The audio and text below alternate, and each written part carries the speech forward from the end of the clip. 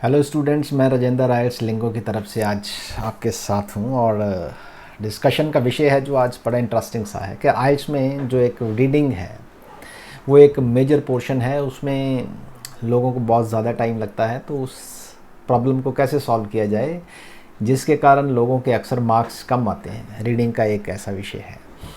अब एक छोटी छोटी टिप्स हैं मेरे पास जो मेरे को ऐसा लगता है कि देखिए, सबसे पहले तो मैं ये मान के चलूँगा कि कोई भी स्टूडेंट है जो किसी भी एग्ज़ामिनेशन की तैयारी कर रहा है, आइल्स की तो चलो कर रहा है, किसी भी एग्ज़ामिनेशन की तैयारी कर रहा है, उसकी सबसे पहले रीडिंग हैबिट कैसी है इस पर डिपेंड करता है कि वो पैसेज कर पाएगा या नहीं कर पाएगा। मतलब एग्ज़ाम को कितने अच्छे से दे पाएगा और कितने अच्छा स्कोर उसमें कर पाएगा।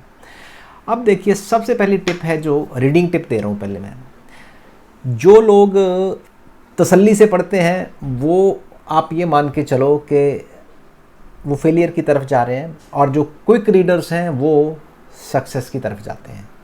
This is the difference. Quick readers example कैसे है? एग्जाम्पल ये है कि मेरे पास बाइक है, बाइक चला रहा हूँ 40 की स्पीड से, कभी इधर देख रहा हूँ कभी इधर देख रहा हूँ, ठीक है, सब कुछ नज़र आ रहा है कि साइड में क्या हो रहा है, सामने पता नहीं है कि कब कोई आ जाए और कब एक्सीडेंट हो जाए। लेकिन 80 की स्पीड से चल रहा हूँ तो क्या है, सीधा ध्यान सड़क पे है, कोई आगे से ना आ जाए, कोई एक्सीडेंट ना हो जाए, कोई बच्चा ना आ जाए, कहीं गाड़ी ना लग जाए, कोई गड्ढा ना आ जाए। आप मेरी बात समझ रहे हैं मैं क्या बोलना चाहता हूँ? टिप है रीडिंग की कि जो लोग क्विक फास्ट रीड करते हैं उनका ध्यान कहाँ रहता है? उनका ध्यान कहाँ रहता है? उनका ध्यान रहता है रीडिंग पे।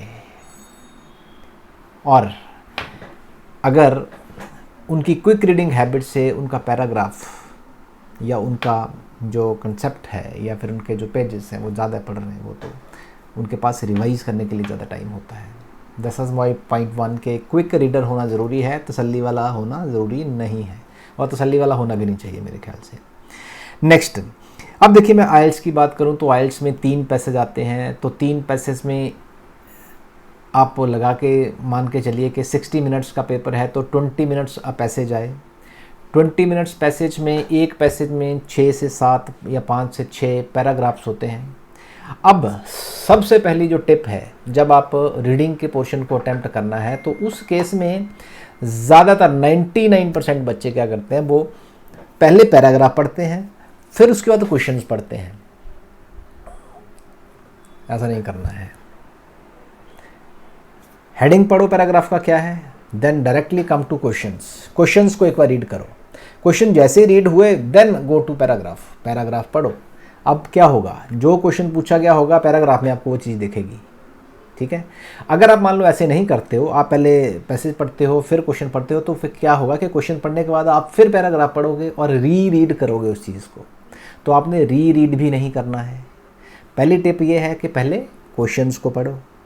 दूसरी टिप ये है कि पैराग्राफ का सिर्फ हेडिंग पढ़ो फिर क्वेश्चंस को पढ़ो। तीसरी टिप ये है कि आपने अगर पैसेज पहले पढ़ा और क्वेश्चंस बाद में पढ़े और तो फिर आपको री रीड करना पड़ेगा, तो इसका मतलब यह है, तीसरी टिप ये है कि री रीड नहीं करना है। चौथी टिप ये है कि क्विक रीडर, क्विक आपने कोशिश ये करनी है कि जो पहला पैराग्राफ है, वैसे तो 20 ईच मिनट 3 पैराग्राफ्स के लिए 3 पैसेजेस के लिए हैं, तो आप 14 मिनट्स 14 टू 15 मिनट्स में पहला पैसेज ख़त्म करिए। दूसरे को थोड़ा सा ज़्यादा टाइम लग सकता है, तीसरे को थोड़ा और ज़्यादा टाइम लग सकता है, उसको रिवाइज़ करिए। रिवाइज़ करने के बाद आप देखिए कि उसमें आपको क्या क्या नज़र आ रहा है। अब मैं ये भी बोलना चाहूँगा कि इंस्ट्रक्शंस को भी आप बड़े अच्छे से पढ़िए।